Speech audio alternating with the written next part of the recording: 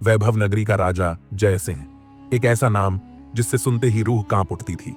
उसकी क्रूरता की कहानियां हर गली, हर चौराहे पर फुसफुसाई जाती थीं। वह अहंकारी था, निर्दयी था, और सबसे डरावनी बात, वह अपनी इच्छाओं के आगे किसी भी हद तक जा सकता था। उसकी सबसे भयावह प्रवृत्ति, कोई भी सुंदर युवती उसकी नजरों से बच नहीं सकती थी।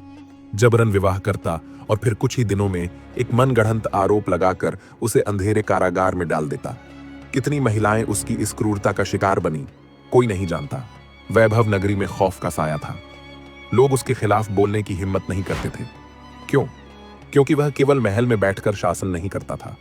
वह शिकारी की तरह भेष बदलकर गलियों में घूमता, सुनता, नजर रखता।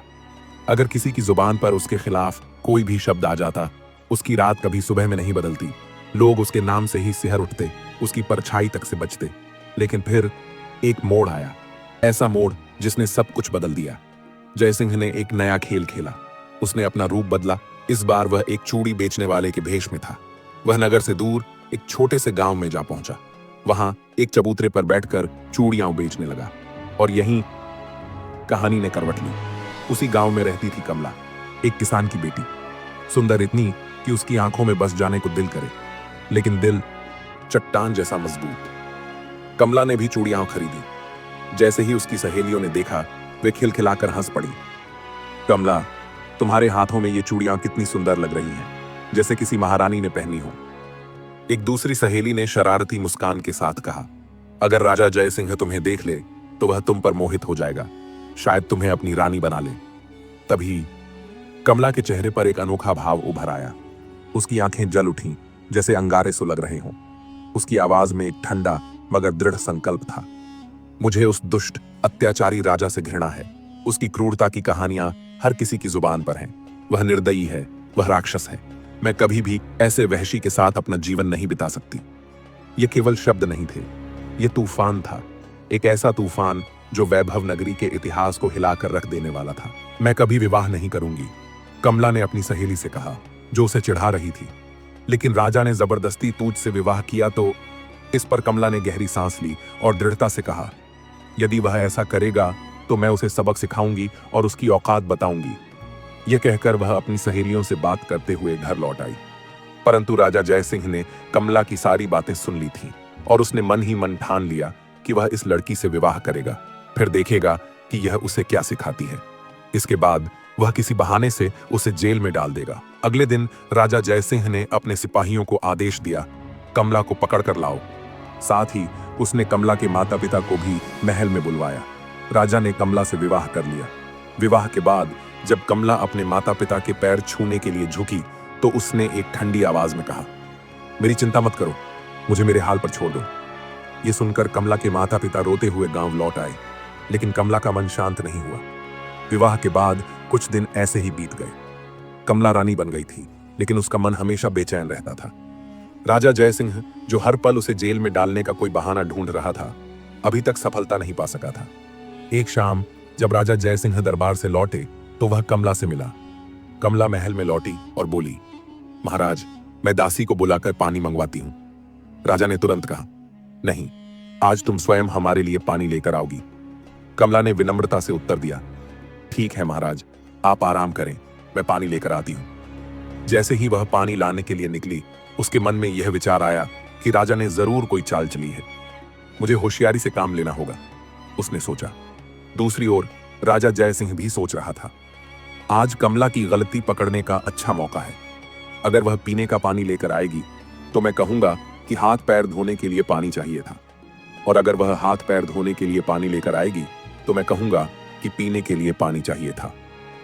कमला एक बड़े बर्तन में पानी लेकर लौटी। राजा ने उसे देखा और कहा, हमने पीने के लिए पानी मंगवाया था और तुम हाथ पैर धोने के लिए यह बड़ा बर्तन ले आई हो। कमला ने शांत स्वर में उत्तर दिया, महाराज, मेरी बात सुनिए, जब कोई बाहर से आता है तो पहले उसे हाथ पैर धोने के लिए पानी दिया जाता है, और मैंने दासी से कह दिया है कि वह आपके पीने के लिए पानी लेकर आए, तब तक आप अपने हाथ पैर धो लीजिए।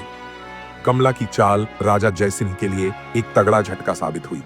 उसका आत्मविश्वास और चतुराई जय सिंह के लिए एक चुनौती बन चुकी थी। अब यह देखना था कि राजा का अगला कदम क्या होगा। उसी समय दासी भी जल लेकर आ पहुंची। राजा जय सिंह ने देखा कि कमला ने अपनी चतुराई से उसे मात दे दी थी। वह मन ही मन सोचने लगा, आज तो वह बच गई, पर अगली बार उसे नहीं छोड़ूंगा। एक दिन राजा जयसिंह और कमला विश्राम कक्ष में बैठे थे। राजा गहरे विचारों में डूबा हुआ था। वह सोच रहा था कि बहुत समय हो चुका है, अब किसी बहाने से कमला को कारागार में डालने का सही अवसर आना चाहिए। तभी एक सिपाही भीतर आया और बोला, राजा की जय हो, चंदन नगर के राजा ने अपना दूध भेजा है। राजा ने कहा, ठीक है, उस दूध को भीतर भेजो। दूध भीतर आया और बोला, राजा की जय हो, हमारे राजा ने राज्य की वर्षगांठ के अवसर पर आपके लिए यह मिठाई भेजी है। यह सुनकर राजा खुशी से भर उठा और बोला, वाह, राजा ने हमारे लिए मिठाई भेजी है, तो हम इसे तुरंत खाएंगे। राजा ने जैसे ही मिठाई का एक टुकड़ा उठाया, अचानक कमला ने उसके हाथ पर चोट मारी और मिठाई नीचे गिर गई। राजा क्रोधित होते हुए बोला, कमला, तुमने हमारे मित्र राजा की भेजी मिठाई गिरा दी, इस गलती की सजा तुम्हें मिलेगी। कमला ने शांत स्वर में उत्तर दिया, महाराज, मैंने कोई गलती नहीं की, बल्कि मुझे इसका इनाम मिलना चाहिए। राजा ने मुस्कुराते हुए कहा, बेशक, हम तुम्हें कारावास का इनाम देंगे। सैनिकों, कमला को बंदी बना लो और इसे जेल में डाल दो। कमला ने विनम्रता से कहा, रुको महाराज, मुझे जेल में डालने से पहले इस मिठाई को परख लो। राजा ने क्रोध में कहा, परखना तुम्हारी कोई चाल है, लेकिन इससे तुम सजा से नहीं बच सकते। कमला ने कहा, महाराज, मुझे अपनी गलती की सजा मंजूर है, लेकिन पहले इसे किसी कुत्ते या बिल्ली को खिलाकर तो देखो। यह सुनकर दूत डर के मारे सोचने लगा, मुझे यहां से भाग जाना चाहिए, अन्यथा राजा मुझे फांसी पर लटका देंगे।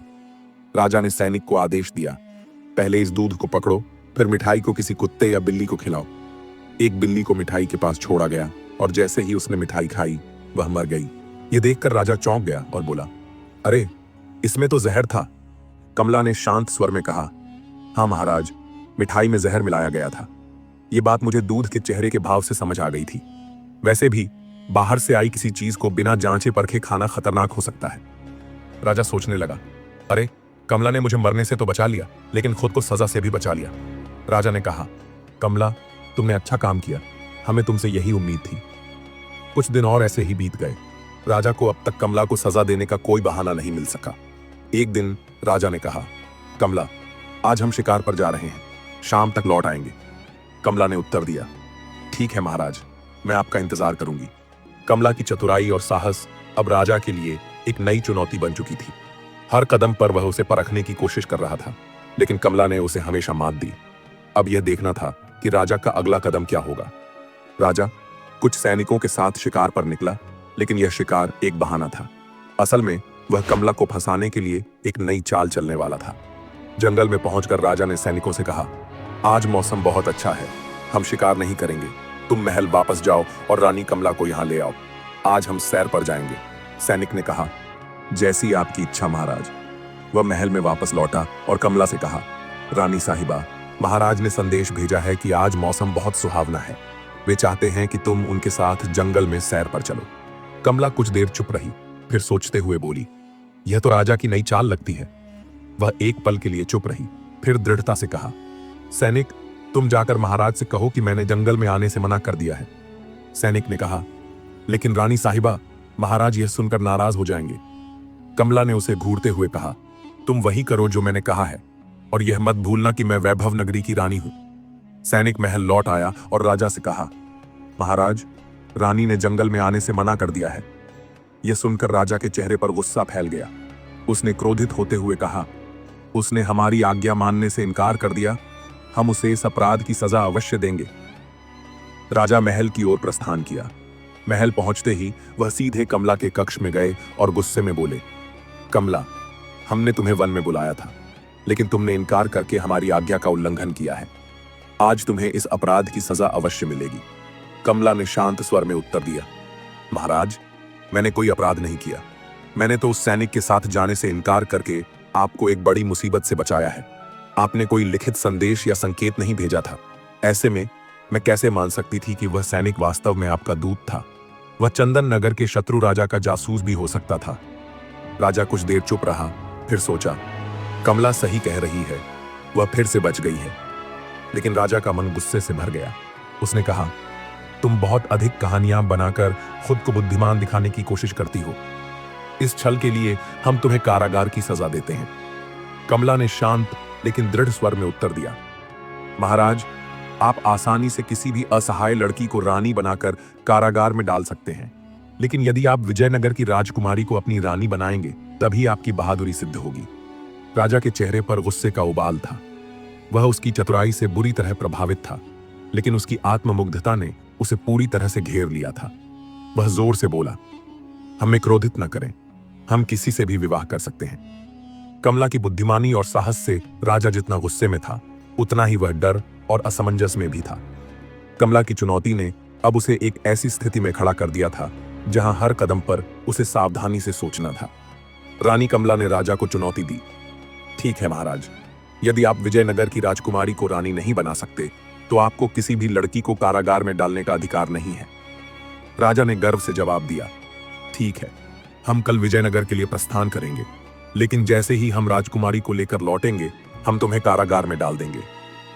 अगली सुबह राजा अपने घोड़े पर सवार होकर विजयनगर के लिए रवाना हो गया। कई दिनों की कठिन यात्रा के बाद राजा अंततः विजयनगर पहुंचा। वह आश्चर्यचकित था, क्योंकि नगर का सौंदर्य और वहां की राजकुमारी की प्रशंसा सुन चुका था।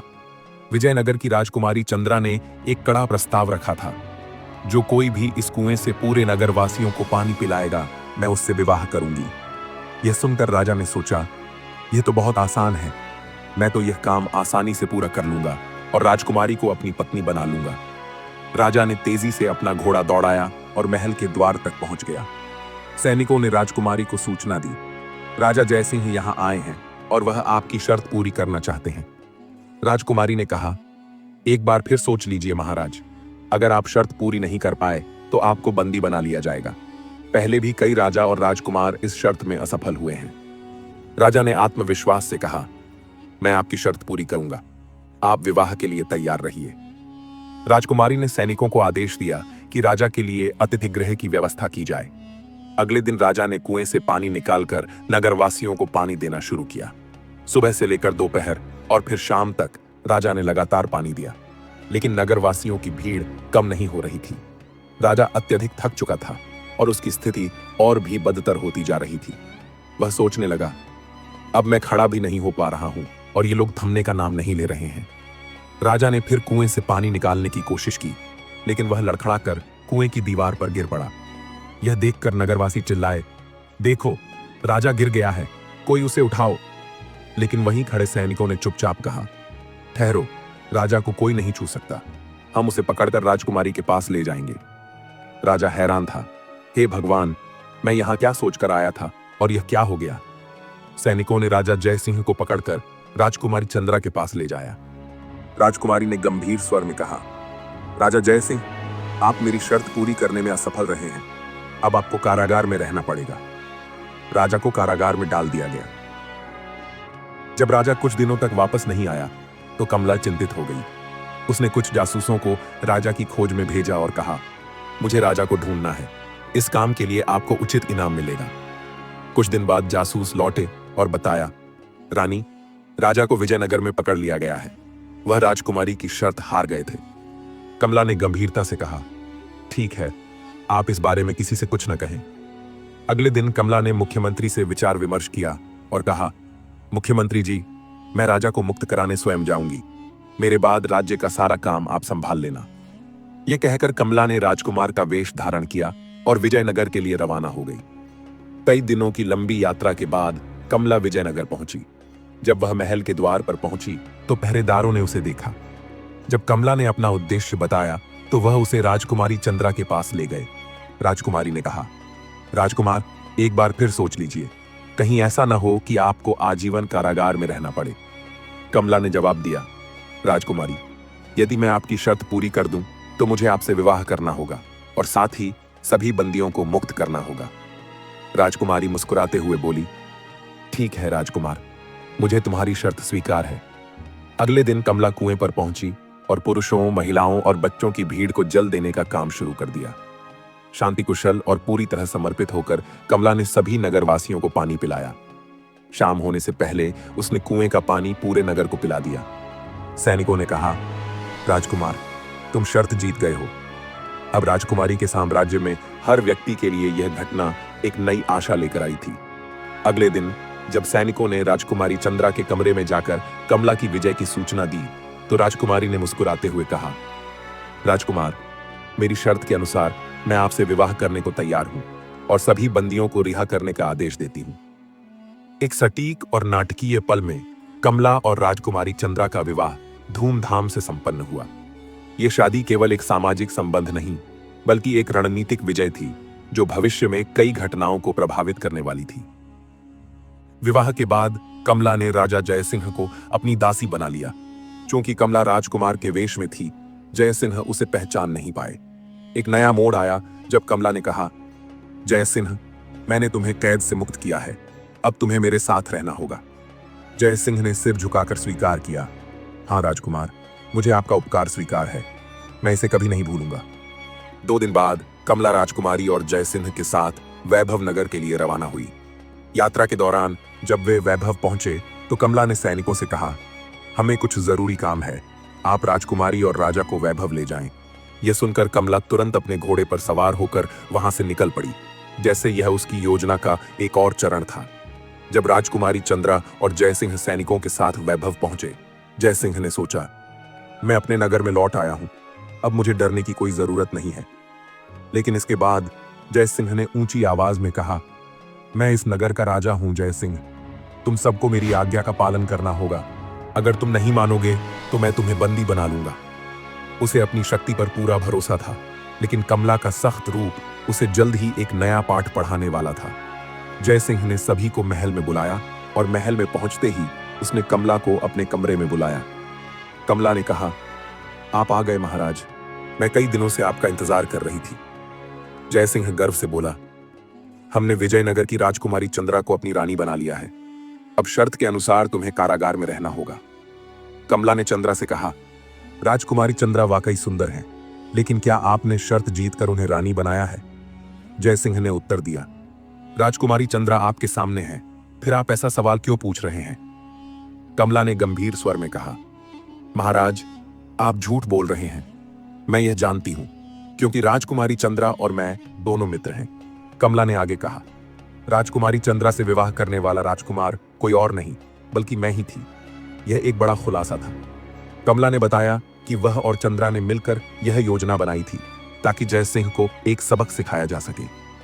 यह सब इसलिए किया गया ताकि आप अपना झूठा अभिमान और अहंकार त्याग दें और एक बेहतर इंसान बने। सच्चाई जानकर जयसिंह ने सिर झुकाया और कहा, कमला, कृपया मुझे क्षमा करें, अपने झूठे अभिमान के कारण मैं आपको पहचान नहीं सका, मुझे बहुत पछतावा हो रहा है। जयसिंह ने कारागार में बंद सभी महिलाओं को मुक्त किया और राजकुमारी चंद्रा अपने राज्य लौट आई। अब जयसिंह और कमला साथ रहने लगे और राजा ने अपनी अहमियत और झूठे अभिमान को त्याग दिया। दोस्तों, ये कहानी कैसी लगी कृपया कमेंट करके बताएं, वीडियो को लाइक करें और हमारे चैनल को सब्सक्राइब करके बेल आइकन जरूर दबाएं ताकि आप प्राचीन कथाओं और कहानियों से जुड़े रह सकें। धन्यवाद।